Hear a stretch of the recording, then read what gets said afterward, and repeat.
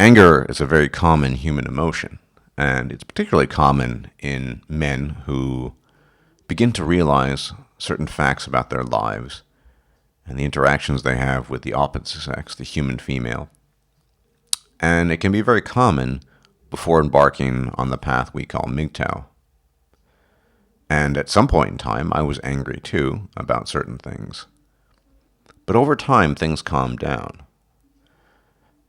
But it doesn't have to calm down. You can stay angry. You can remain nigh perpetually angry.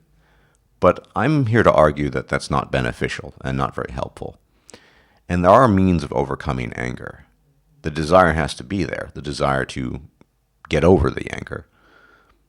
But there are means, and I'm here to tell you or talk about some of those means. An exercise in reflection.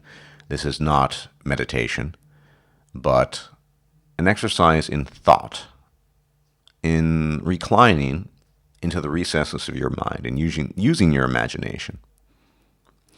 Now, at any given moment and anywhere on this planet, you might be where you are.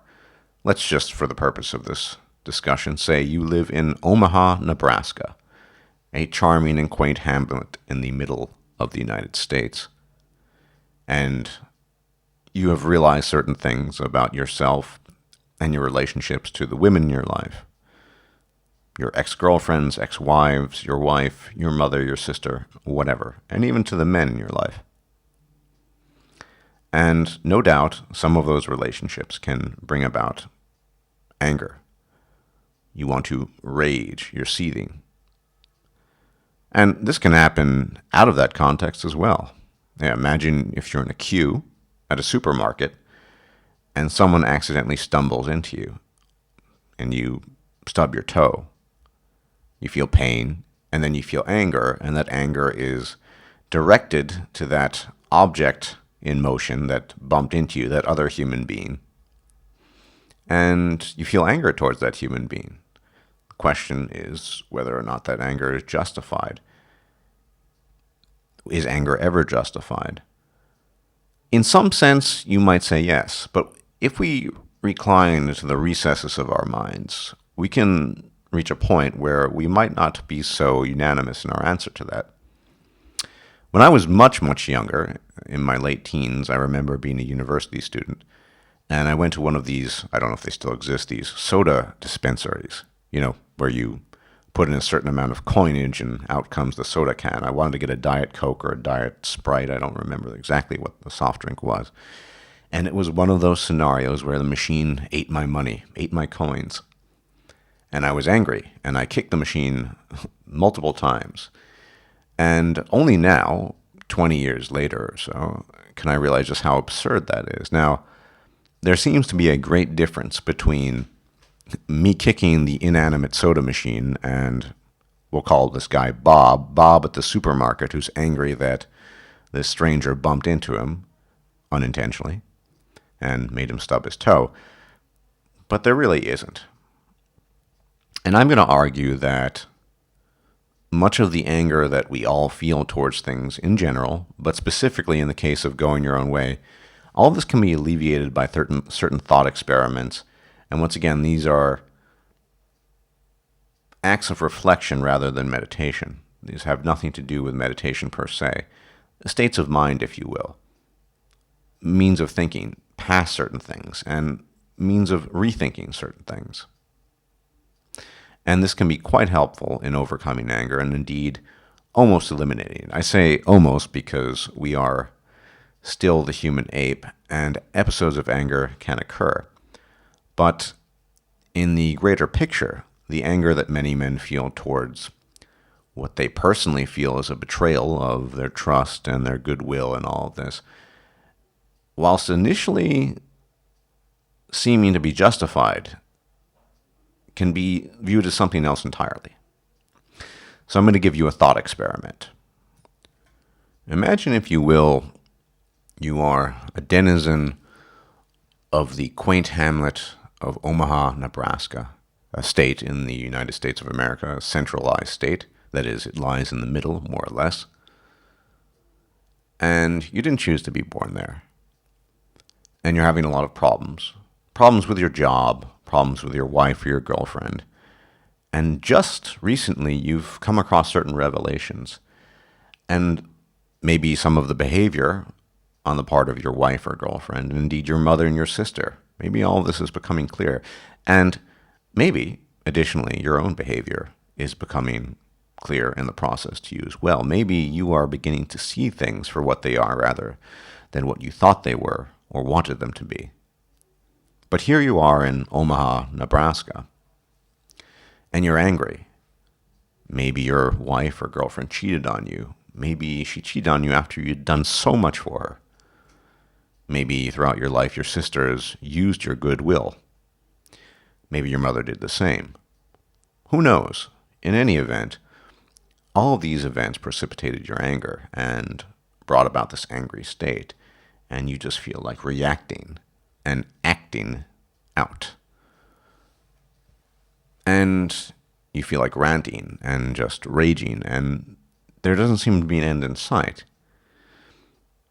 Now, there is another means of going about this. In this example, or in any other example, you can recline into the recesses of your mind and engage in a thought experiment. So you, who happens to live in Omaha, Nebraska, envision the state of Nebraska. Envision how small the quaint hamlet of Omaha is within that state. And then envision the centrality of the state of Nebraska and how small it is compared to the other continental states, the other 47 continental states that make up the United States of America. And then envision Canada and Mexico and Central America and South America, and pretty soon Europe and Africa and Asia, and then the entire globe. As you recline into the recesses of your mind, you see how small it all is. You're looking down at the earth. You can't even see Nebraska, let alone Omaha, anymore. It's all gone. And think about the pale blue dot, as Carl Sagan liked to call it. That tiny home, the only one we've ever known, possibly the only one with life in it, in the greater context of the Milky Way galaxy. And think about the other galaxies now, the Andromeda. Think about the recesses of time itself as you move further and further back in your mind on the scale of time to a point where there only existed microbacterial life on planet Earth, and still further back when there was no life on Earth. And you can move even further back in that scenario that you're envisioning where the Earth simply doesn't exist. Perhaps the beginnings of the universe. Where are you in that scheme of things? Well, if you go far enough back, there is no sentient life, so you're not there. But within that context, I want you to imagine yourself simply as conscious matter, a jumble of atoms and molecules, and the things that developed over time by means of evolution, your parasympathetic nervous system, your sympathetic nervous system, your internal organs, your biochemistry, your neurochemistry, the parts of your brain, all of these things. Think about the vast expanse of time, from the beginnings of the universe to the beginnings of life, to the beginnings of conscious life, and where you fit all into all of that. Now, think about the amount of time it took and the causal chain that led from one event to the other, that eventually, way down the line, gave birth to your own inception. It took a very long time, but there you are.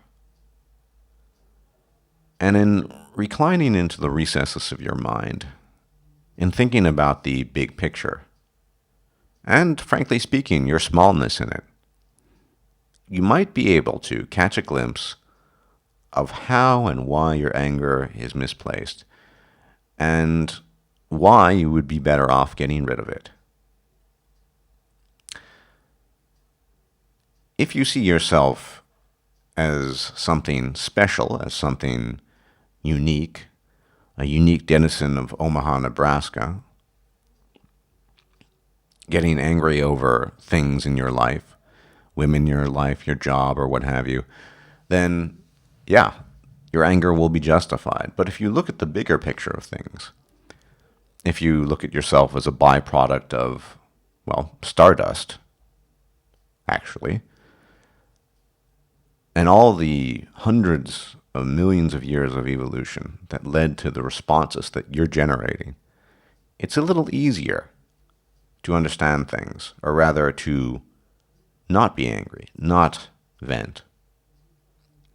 You see, human beings aren't all that different from the soda dispensary. Clearly, human beings are conscious, but the degree to which human beings run on autopilot, and I often talk about autopilot, is quite extreme. The guy who bumped into you in the supermarket queue was running on autopilot too, and he didn't even mean to bump into you, nor for you to stub your toe. You have to look at the universe as a jumble of causes, all interconnected and linked to each other in some way, shape, or form. Not necessarily by design, but by happenance and circumstance. And you are part of that causal link. You are a byproduct. You are a cause yourself in that you bring about events that lead to the creation of new links and lead to the propagation of new events. And everyone around you is in that same position.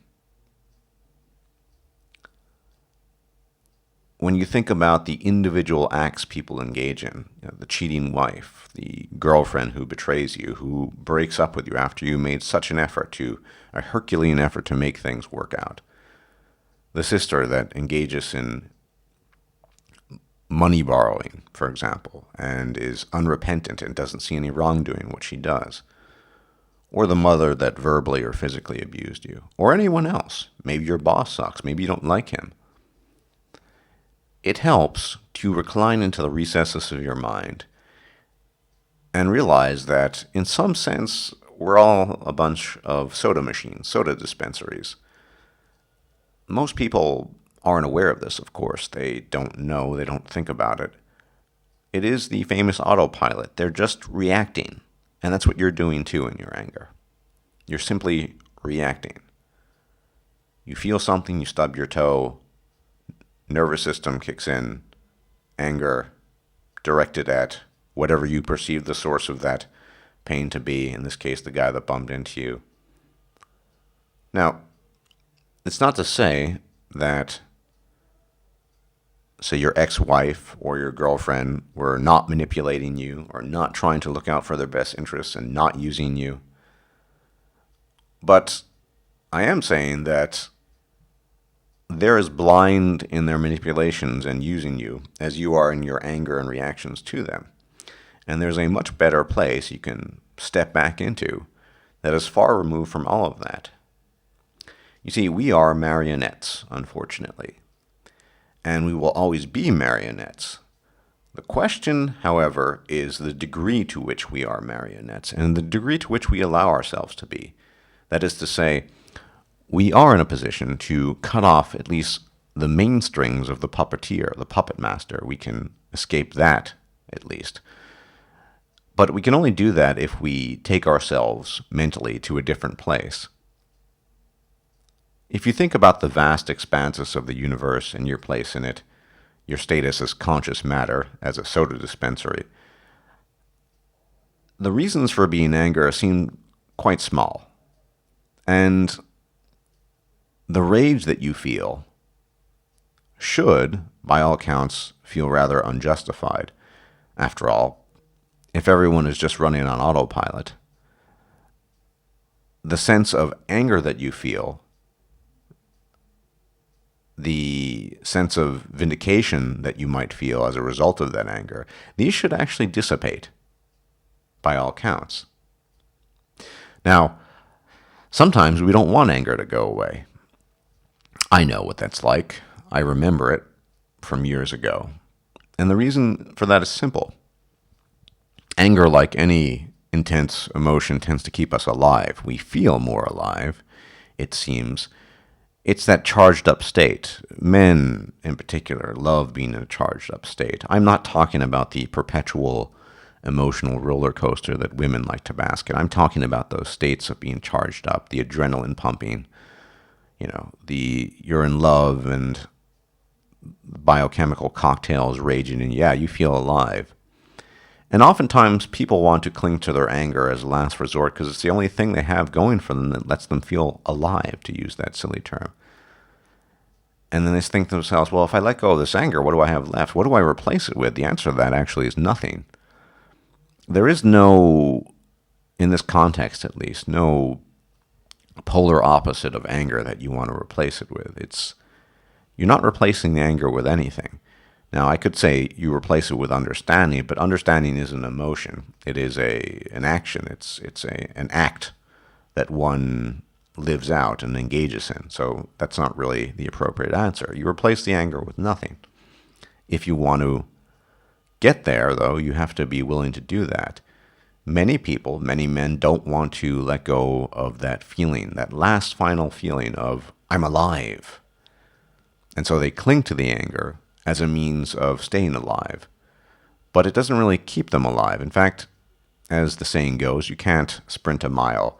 Eventually, the battery is going to burn out. There won't be anything left to cling to. The anger will be, in time, less and less justified, even in the context of normal perceptions. That's just the march of time. But the desire to not feel angry is the first step in all of this. And by reclining into the recesses of your mind and understanding the bigger picture, your anger, no matter what the source of it, whatever it's being directed at, will seem less and less justified, and in particular less and less justified to you. You'll begin to see your anger as a waste of time and a waste of your own individual potential as you recognize yourself and acknowledge yourself as conscious matter, as a speck in Omaha, Nebraska, in the pale blue dot, the speck of earth that we live on, and how you're just wasting your time with these angry thoughts that befuddle your mind and cloud your mental capacity, and that all of the anger that you had really was just eating away at you rather than helping you. You thought that it made you feel alive, but it was quite the opposite. It was making you lose life. You were losing time, and time is all we have after all. And this isn't a question of forgiving people. A lot of people say, you instead of feeling anger, you should forgive. I've never engaged in an act of forgiveness with respects to my ex-wives, for example. It has nothing to do with that. It's not a question of forgiveness and not being angry and forgiving them. It's a question of understanding the greater picture. I've never forgiven my ex-wives, but on the other hand, I've never not forgiven them. It's a moot point. Human beings act as they do, and most people, as I've said, are unaware of themselves being the marionettes that they are. They think of themselves as autonomous. They think of themselves as self-caused causes. And you in your moments of anger, man, are quite the same. But you have the unique opportunity to step back from that, to not think that. You have the unique opportunity of seeing things as they are. Now, it is just a question of desire, and some men never want to feel relieved of that anger. I remember a story years ago told to me by Karen Strawn. She told me a story of a man who decided to become a men's rights activist because the entirety of his dream was to reproduce and labor for his offspring. In other words, he wanted a family. And I thought to myself at the time, how pathetic. Not in the conventional English sense, but in the sense of pathos. It invoked my pity. I thought, this man's life, the entirety of the content of his life, was to be found simply in reproduction. And surely, if that's the entirety of the content of your life, then your anger might seem justified. But even that man has potential to find other things and other pursuits. He can see past the anger as well, because he can recognize that the act of reproduction is, when you look at in the bigger picture, when you recline into the recesses of your mind, is as small and petty as everything else. Now, of course, once you get past the anger, you're probably not going to be susceptible to charged up emotional states. I know that to be the case for me. It's very rarely the case that I'm charged up and emotive or emotional. But that's a good thing. That's going to help facilitate this exercise in the future, and it's one that I engage in fairly frequently. I might be in a public domain, I might be in a cafe or a park, and I might close my eyes and think about everything going around me, the pettiness of it all, and it helps me to keep things in perspective. And I think ultimately that's what's going to help men get past the anger. It's not going to be found in combating feminism or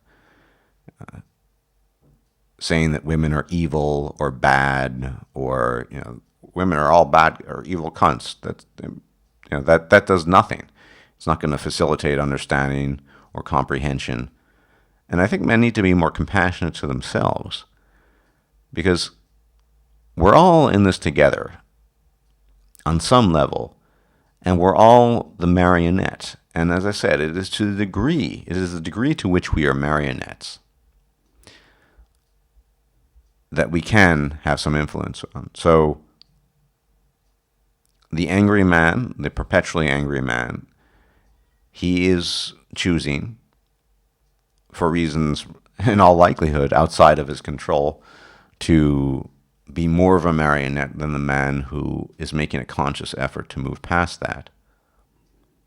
And as I said, this is not a question of forgiveness or anything along those lines. It's just a question of understanding what is really going on.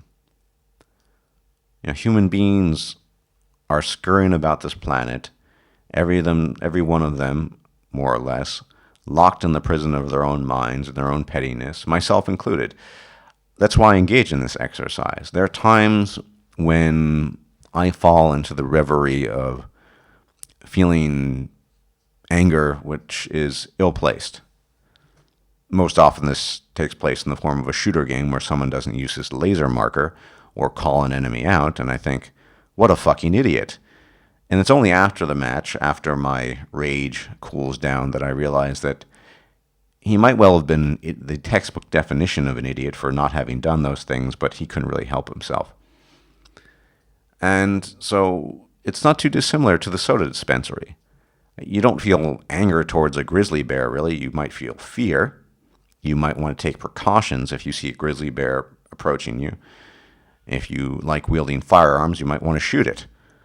But you're not going to feel a sense of anger towards the grizzly bear because, well, why would the grizzly bear incur your anger? And to the extent that human beings are all running on autopilot, in this context, your anger, Mr. Smith, say, in Omaha, Nebraska, is misplaced. There are ways of dealing with this. Some are more effective than others. And the best way of dealing with this is looking at the big picture, reclining into the recesses of your mind, and forgetting about the pettiness, your own pettiness, everyone else's pettiness, thinking about how far back we can go in time when just none of this really mattered. And the quarrel you had with your ex-wife, it just ceases to have any meaning. My last ex-wife cheated on me. Retrospectively, it's not something I really give any thought to. But of course, at the time, it bothered me. Had I had different thoughts at the time, though, I think I would have dealt with it a lot better. So, if anything, this video is to help men engage in this thought exercise, this thought experiment.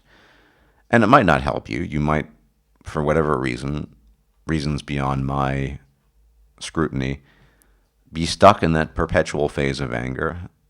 I'm not claiming that this is going to work for everyone, but it certainly worked well for me. Looking at the bigger picture, trying to understand cause and effect. It's why I primarily try to understand things, because I think that's all that there is at the end of the day. Most of our emotions are a bit arbitrary. We seem to react to things without actually giving thought to what gave rise to those emotions to begin with. And I want to be in a place where I understand that.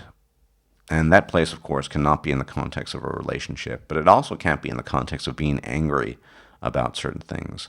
Being angry at some random stranger, being angry at a wife, being angry at my mother, being angry at anything. I just want to understand things. Now, this helps me immensely. It might help you. It might not. If not, I'm not sure what to say. But I can say with 100% certainty that anger is counterproductive. It will eat you up eventually, and you won't have a whole lot left. In fact, the angrier you get, the more empty you feel afterwards. So even if this method and means is not helpful, it is, despite that, in your best interest to work on alleviating the anger. Anyway, I hope this was helpful to some people. Maybe some of you are still struggling with these issues on occasion. That thought experiment, that exercise, and reclining into the recesses of your mind, and then reclining into the recesses of time itself, the vastness of the landscape, the world, the galaxy, the universe, can be very, very helpful. Thanks for watching.